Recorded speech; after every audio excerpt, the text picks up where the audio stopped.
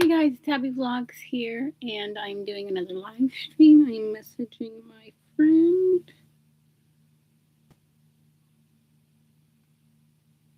Cause it's been a while since I've messaged him.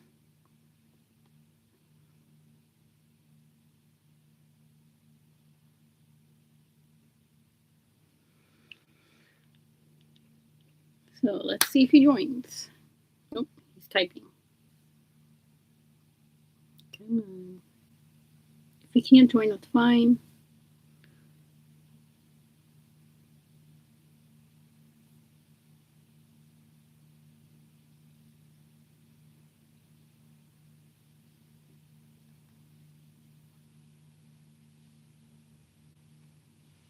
Okay, he's going to be a little late joining, which is a-okay with me. I'm just going to sit here and talk a little bit anyways. I'm going to just sit here and talk about why I haven't been on lately. I know I kind of explained in my last live stream, I think, or in my last video. I've been going through some stuff right now with my job and everything that I cannot discuss with on the internet, or else I can get terminated. But I have been having issues, but I'm doing better now. I'm doing better at work, and it's just been a roller coaster right now. But I do want to say that I did get something new that you can find over at Target. They're actually right over my desk. I have them on my desk right now. So I just had to, oopsies. I just had to reach over for them. They're these K-pop Demon Hunter trading cards. I can't remember the brand. I think it's Kayu, Kayu. And I love these. These are so cool. I got 2 packs, so I just put them in one pile.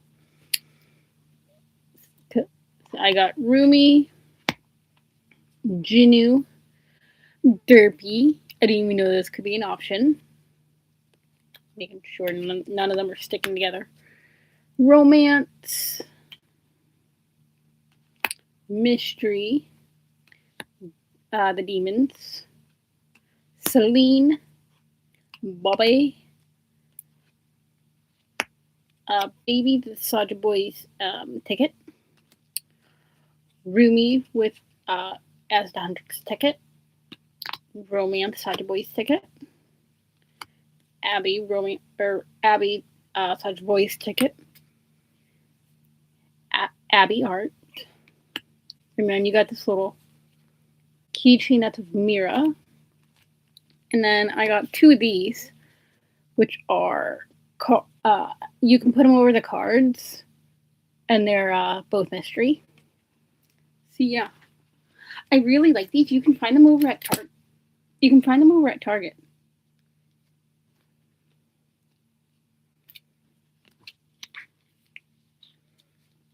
They're, I think, $4.99 a pack because it's the energy pack. I have not found the original pack yet, but I do want to find them.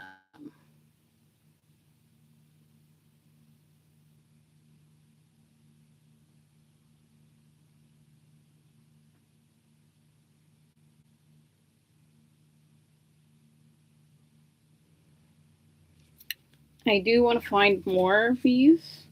I think my job is going to get these soon because we already have the, I think, Naruto ones. I was just in there just earlier today, so I believe it's the Naruto ones that we got in. So yeah, got those. Yeah, I got these over at Target, which I'm hoping to find them elsewhere too, because I would love to find them elsewhere.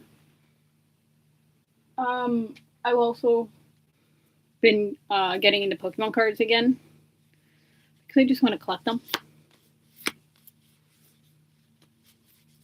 I mean, I don't know how to play the game, but I do want to get a binder for my Pokemon cards and like see and just like sort them out.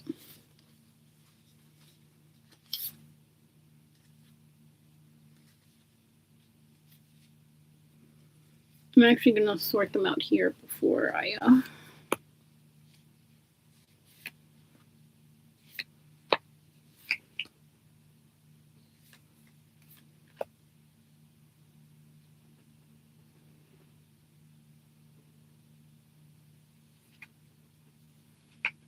actually, I'll do that later because some of them have different numbers.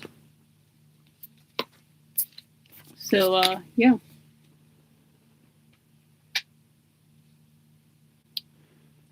Yeah, just waiting on my friend.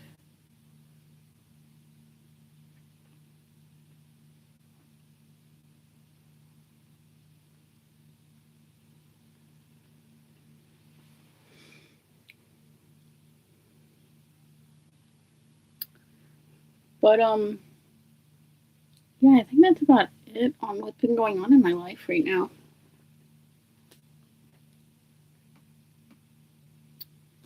I'm trying to think. Trying to think what else I can talk about before my friend gets here.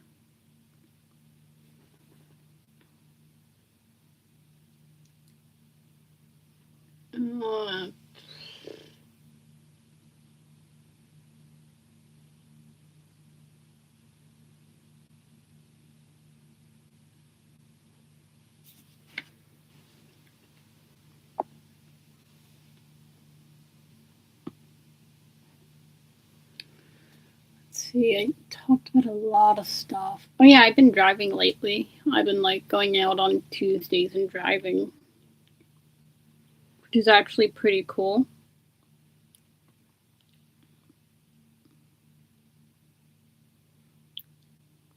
Because I really want to get my license.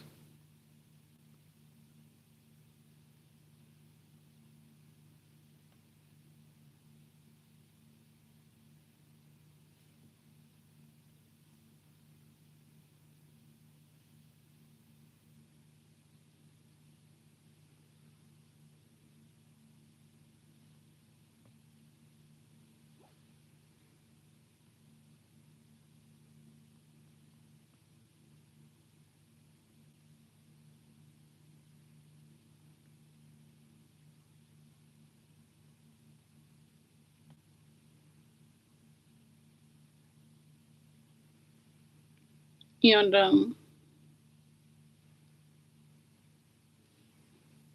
I have been I haven't read in a bit. Like, oh yeah, that's right. I forgot. I forgot to do a video on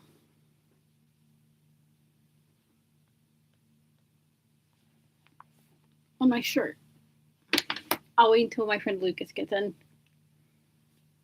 I'm waiting on him.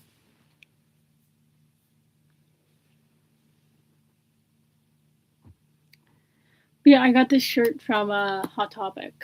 It came in. I want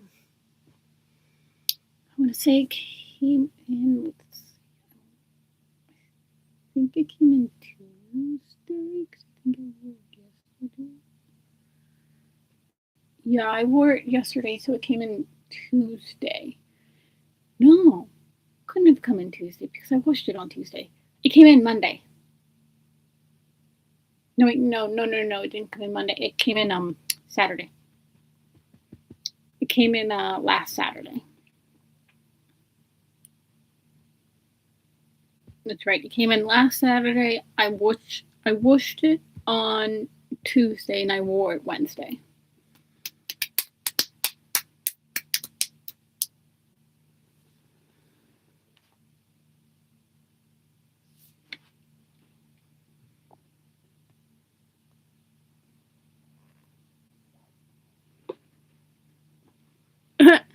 All Alright, I'm glad you're grabbing dinner.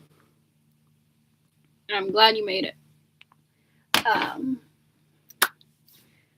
I was just saying that I forgot to do a little video on the t-shirt that I got, because I got a t-shirt from Hot Topic. It was a Twilight shirt. Awesome. Yeah, I got this t-shirt from Hot Topic.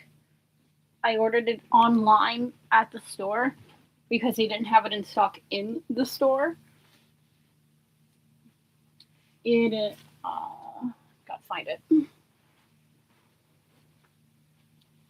It is a Twilight shirt. And it has, oh god, dang it.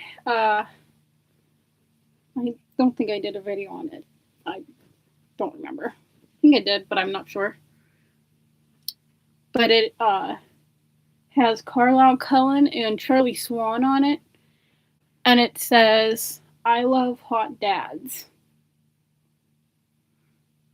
It legit says, I love hot dads. And this was the best purchase I ever made.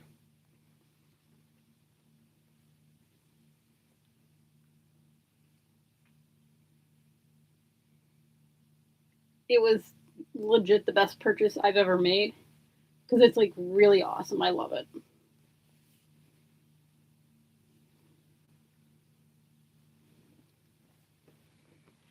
It was the best purchase I legit ever made. I honestly love that shirt.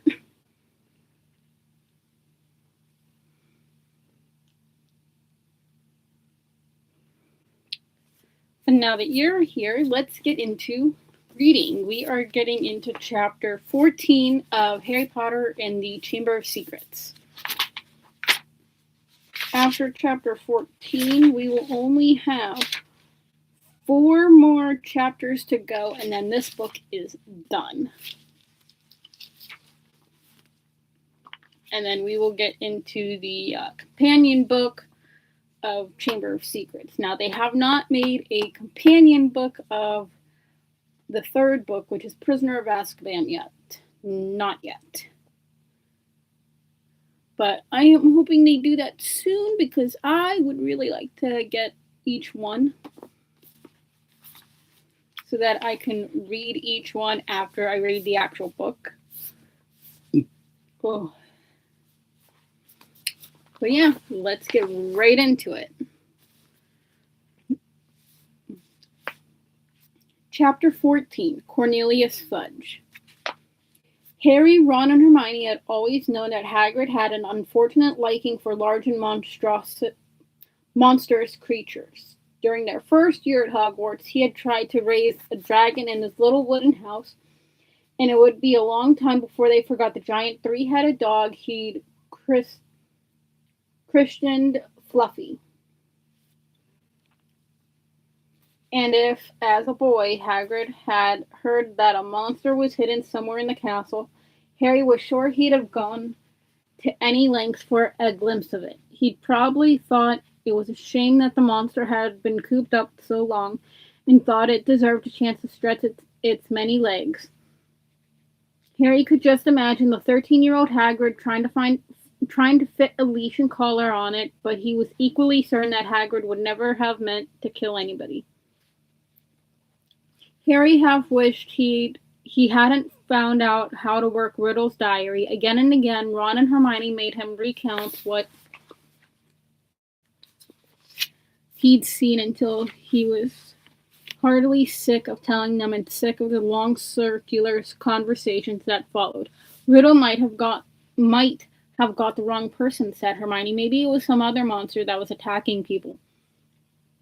How many monsters do you think this place can hold? Ron asked dully. We always knew Hagrid had been expelled, said Harry miserably, and the attacks must have stopped after Hagrid was kicked out. Otherwise, Riddle wouldn't have got his award. Ron tried a different tack. Riddle does sound like Percy, who asked him to squeal on Hagrid anyway.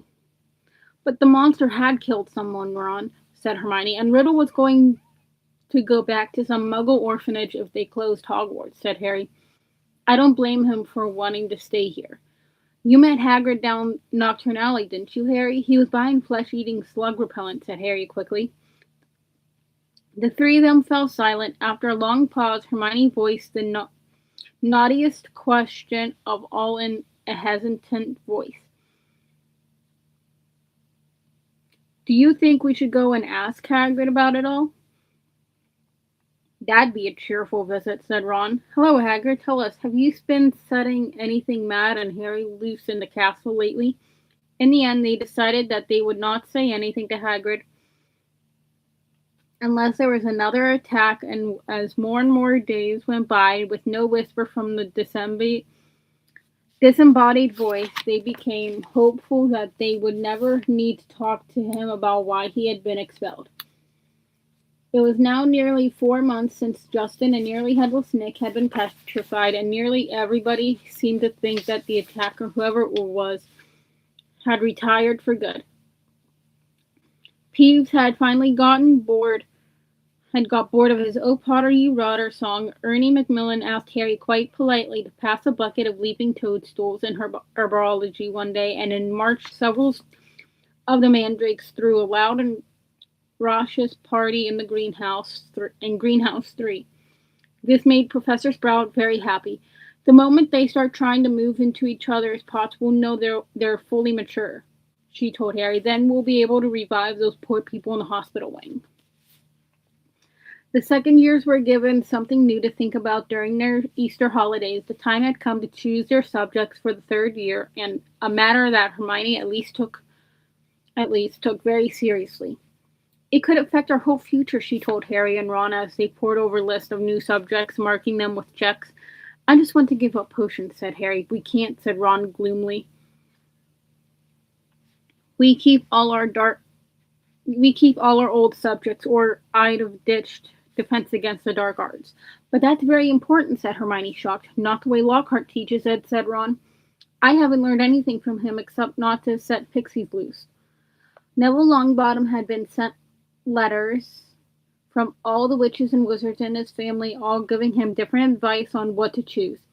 Confused and worried, he sat reading the subject lists with his tongue poking out, asking people whether they thought arithmancy sounded more difficult than study of ancient runes.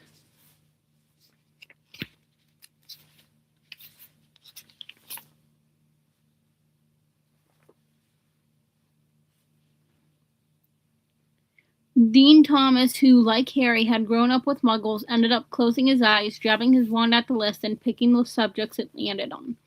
Hermione took nobody's advice, but signed up for everything. Harry smiled grimly to himself at the thought of what Uncle Vernon and Aunt Petunia would say if he tried to discuss their career in wizardry with them. Not that he'd get any guidance. Percy Weasley was eager to share his experience. Depends where you want to go, Harry, he said. It's never too early to think about the future, so I'd recommend divination. People say Muggle studies is a soft option, but I personally think wizards should have a thorough understanding of the non-magical community, particularly if they are thinking of working in close contact with them. Look at my father. He has to deal with Muggle business all the time. My brother Charlie was always more of an outdoor type, so he went for care of magical creatures. Play to your strengths, Harry. But the only thing Harry felt he was really good at was Quidditch. In the end, he chose the same new subjects as Ron, feeling that if he was lousy at them, at least he'd have someone friendly to help him. Gryffindor's next Quidditch match would be against Hufflepuff. Wood was insisting on team practices every night after dinner so that Harry barely had time for anything but Quidditch and homework. However, the training sessions were getting better, or at least drier, and the evening before Saturday's match, he went up to his dormitory to drop off his broomstick, feeling Gryffindor's chances for the Quidditch Cup had never been better. But his cheerful mood didn't last long. At the top of the stairs to the dormitory, he met Neville Longbottom, who was looking frantic. Harry, I don't know who did it. I just found... Watching Harry fearfully, Neville pushed the door open. The contents of Harry's trunk had been thrown everywhere. His cloak lay ripped on the floor. The bedclothes had been pulled off his four-poster, and the drawer had been pulled out of his bedside cabinet, the contents strewn over the mattress. Harry walked over to the bed, open-mouthed, treading on a few loose pages of Travels with Trolls as he and Neville pulled the blankets back onto his bed. Ron, Dean, and Seamus came in. Dean swore loudly. "What happened, Harry?" "No idea," said Harry. But Ron was examining Harry's robes. All the pockets were hanging out. "Someone's been looking for something," said Ron. "Is there anything missing?" Harry started to pick up all his things and throw them into his trunk. It was only as he threw the last of the Lockhart books back into it that he realized what wasn't there. "Riddle's diary's gone," he said in an undertone to Ron. "What?" Harry jerked his head toward the dormitory door, and Ron followed him out. They hurried down to the Gryffindor common room, which was half empty, and joined Hermione, who was sitting alone reading a book called Ancient Runes Made Easy. Hermione looked aghast at the news. "But only a Gryffindor could have stolen. Nobody else knows our password." "Exactly," said Harry. "They woke the next day to brilliant sunshine and a light, refreshing breeze." "Perfect Quidditch conditions," said Wood enthusiastically at the Gryffindor table, loading the team's plates with scrambled eggs. "Harry, buck up there. You need a decent breakfast." Harry had been staring down the packed Gryffindor table, wondering if the new owner of Riddle's diary was right in front of his eyes. Hermione had been urging him to report the robbery, but Harry didn't like the idea. He'd have to tell a teacher all about the diary and how many people knew why Hagrid had been expelled 50 years ago. He didn't want to be the one who brought it all up again. As he left the Great Hall with Ron and Hermione to go and collect his Quidditch things, another serious worry was added to Harry's growing list. He had just set foot on the marble staircase when he heard it again. "Kill this time. Let me rip. Tear." He shouted aloud, and Ron and Hermione both jumped away from him in alarm. "The voice," said Harry, looking over his shoulder. "I just heard it again, didn't you?" Ron shook his head wide-eyed. Hermione, however, clapped a hand to her forehead. Harry, I think I've just understood something. I've got to go to the library." And she sprinted away up the stairs. "What does she understand?" said Harry, distractedly, still looking around, trying to tell where the voice had come from. "Loads more than I do," said Ron, shaking his head. "But why she got to go to the library?" "Because that's what Hermione does," said Ron, shrugging. "When in doubt, go to the library." Harry stood irresolute,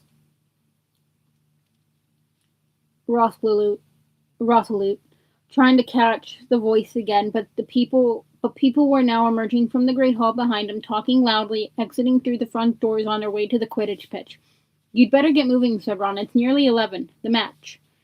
Harry raced up to Gryffindor Tower, collected his Nimbus 2000, and joined the large crowd swarming across the grounds.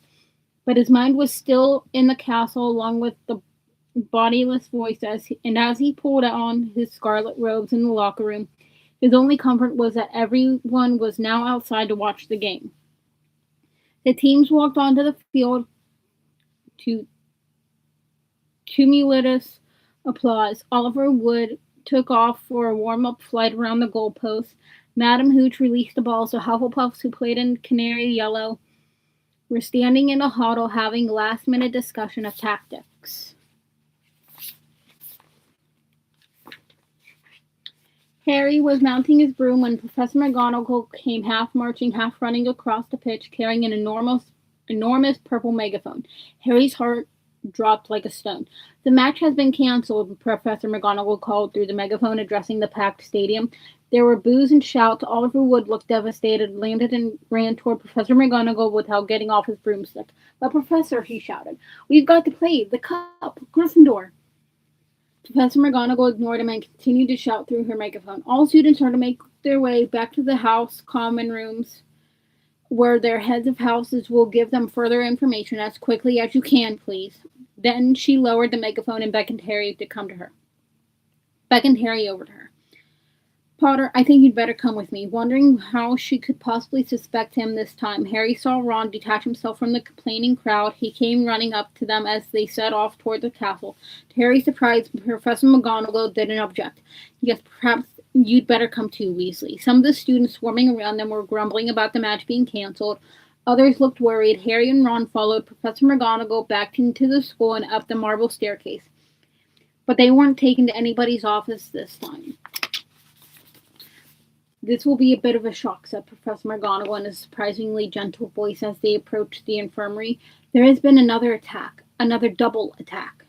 Harry's insides did a horrible somersault. Professor McGonagall pushed the door open, and he and Ron entered.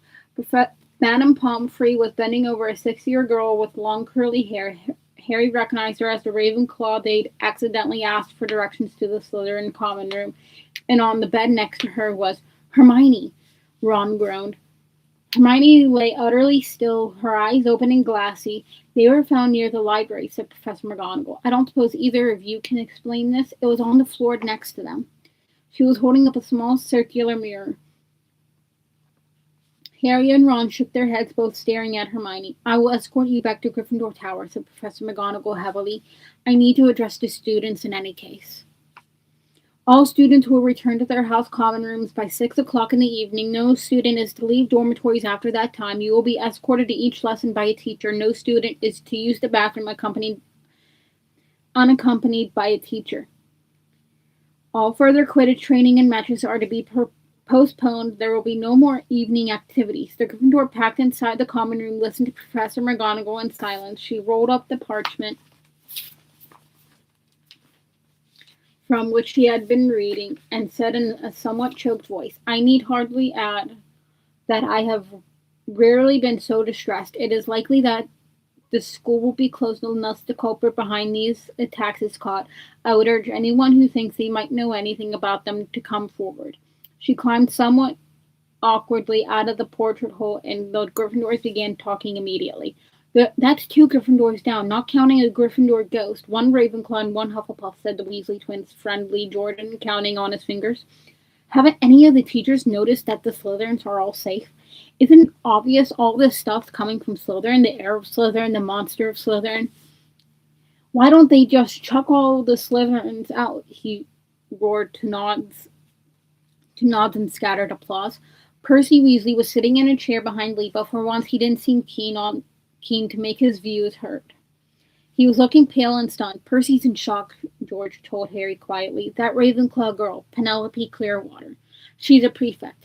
I don't think he thought the monster would dare attack a prefect. But Harry was only half listening. He didn't seem to be able to get rid of the picture of Hermione laid on the hospital bed as though carved out of stone. And if the culprit wasn't caught soon, he was looking at a lifetime back with the Dursleys. Tom Riddle had turned Hagrid in because he was faced with the prospect of a Muggle orphanage and if the school closed. Harry now knew exactly how he had felt. What are we going to do? Said Ron quietly in Harry's ear. Do you think they suspect Hagrid? We've got to go and talk to him, said Harry, making up his mind. I can't believe it's him this time. But if he set the monster loose last time, he'll know how to get inside the Chamber of Secrets, and that's a start. But McGonagall said we've got to stay in our tower unless we're in class. I think, said Harry more quietly still, it's time to get my dad's old cloak out again. Harry had inherited just one thing from his father, a long and silvery invisibility cloak. It was their only chance of sneaking out of the school to visit Hagrid without anyone knowing about it. They went to bed at the usual time, waited until Neville, Dean, and Seamus had stopped discussing the Chamber of Secrets and finally fallen asleep, then got up, dressed again, and threw the cloak over themselves. The journey through the dark and deserted castle corridors wasn't enjoyable. Harry, who had wandered the castle at night several times before, had never seen it so crowded after sunset. Teachers, prefects, and ghosts were matching the corridors in pairs, staring around for any unusual activity. Their invisibility cloak didn't stop them making any noise, and there was a particularly tense moment when Ron stubbed his toe only yards from the spot where Snape stood standing guard. Thankfully, Snape sneezed at almost the exact moment Ron swore. It was with relief that they reached the oak front doors and eased them open. It was a clear, starry night. They hurried toward the lit windows of Hagrid's house and pulled off the cloak when they were right outside his front door.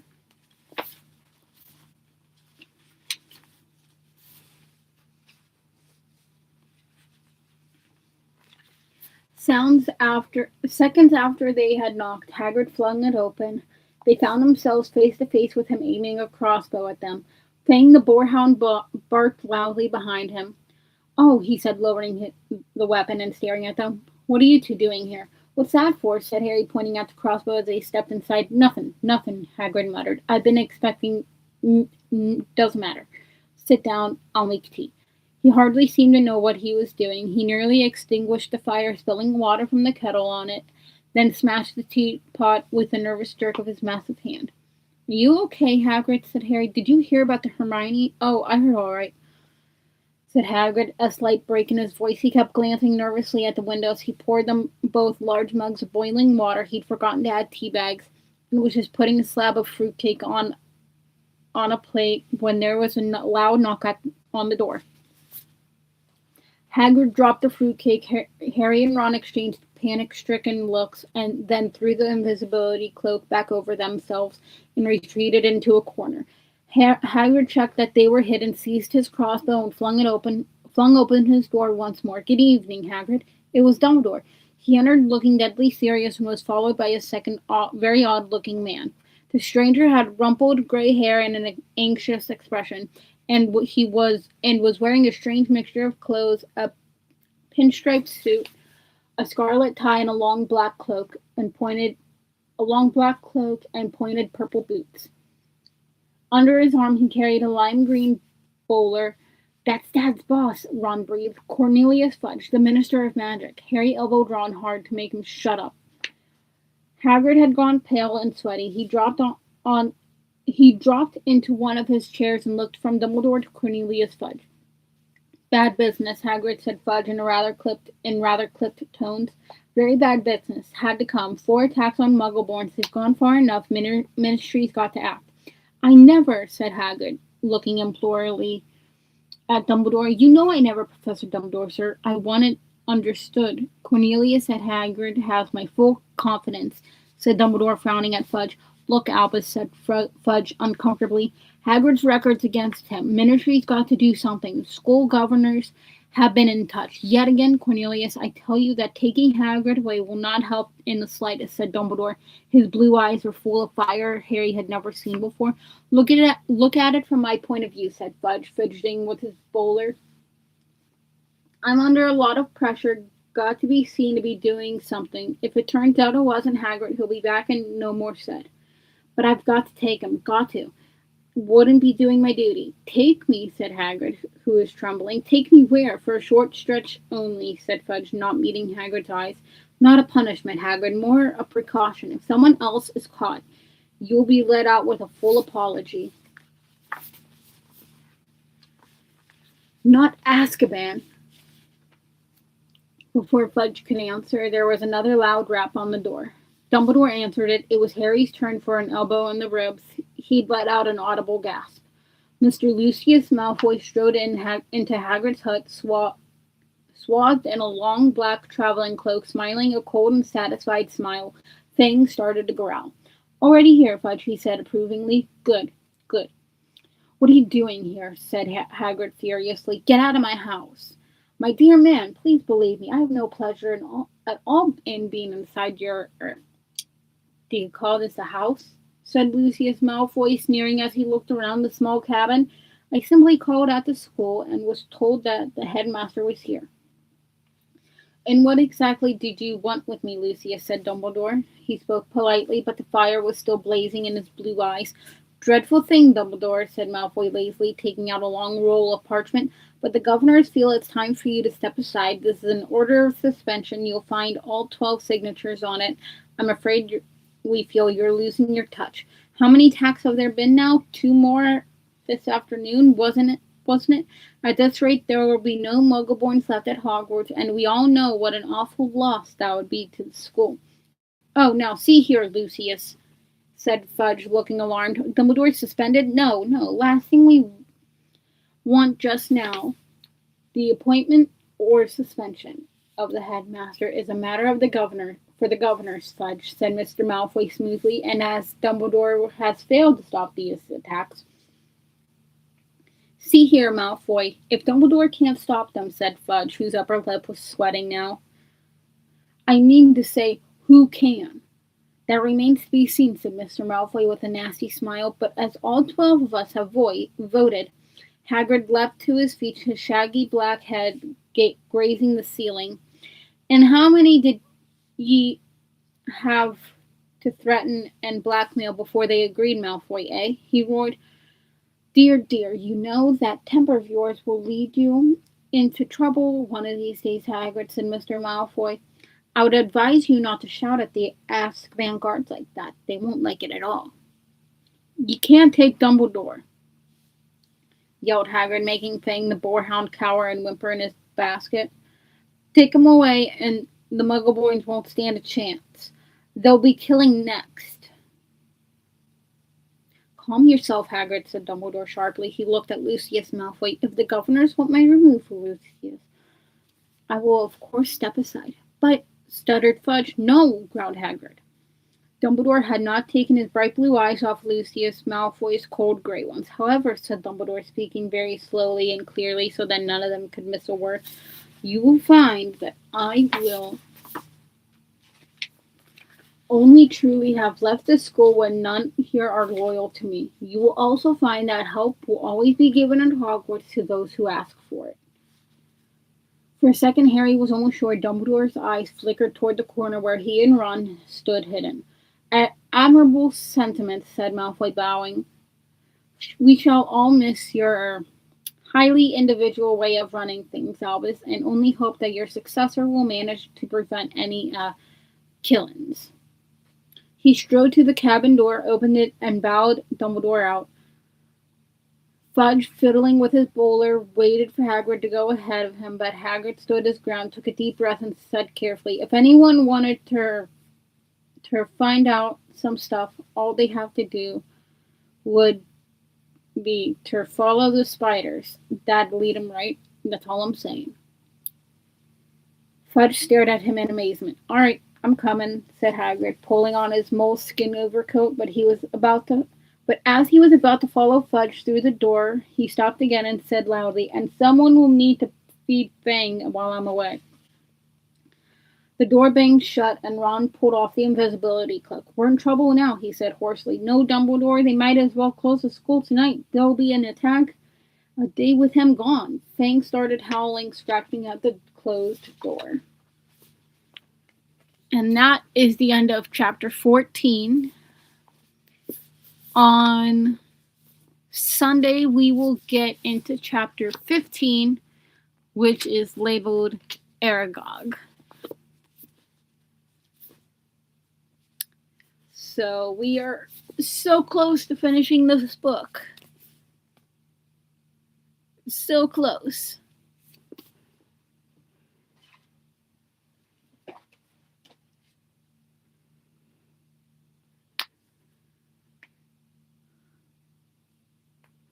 So that is it for this stream. And there will be no video tomorrow because I will be extremely busy tomorrow. So, yeah. That is it for this stream, and I will see everybody on Sunday. I'll see you on Sunday, Lucas. Oh, and one more thing before I go. And before you get off, Lucas. I don't know if you've heard the news about that viral squishy toy, dumplings.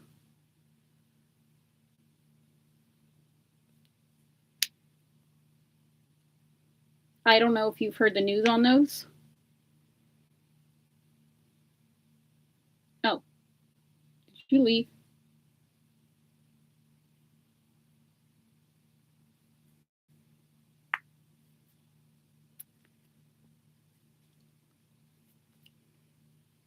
I'm just going to say it anyways. I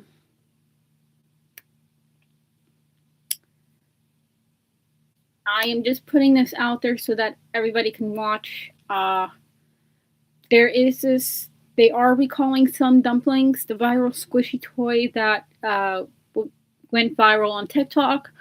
They are recalling dumplings and telling people to throw them out because of a very large chemical smell, and that they are bursting and causing major chemical burns.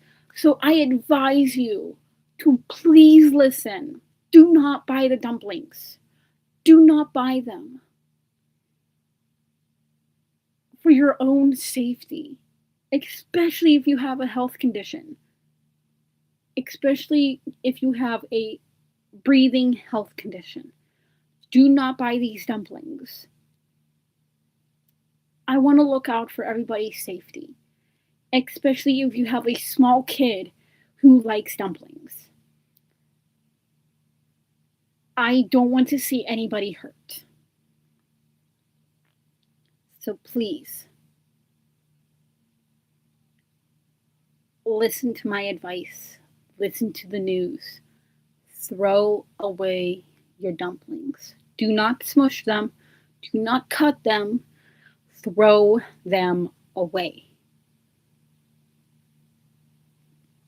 Because if you do not, you will have that horrible chemical smell.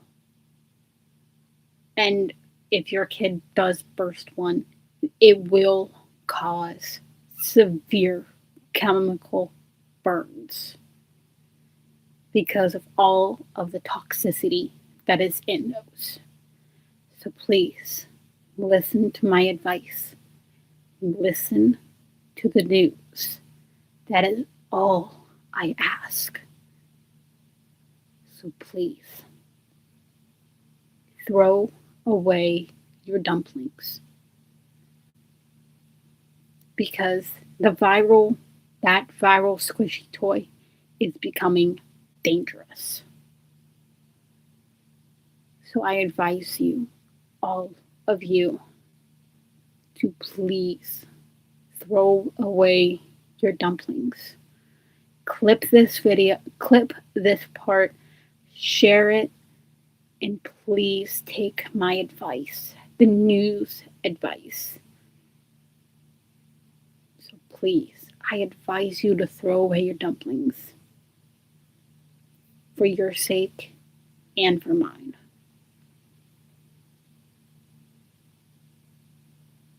Because it can become very dangerous. Alright, that is all for this video. Well, this stream. I will probably be making a separate video on the dumpling news, so you don't have to clip this if you don't want to. I will most likely make a video. I might make a video tomorrow. I might not. It all depends. So yeah, that's it. Have a good night, everybody.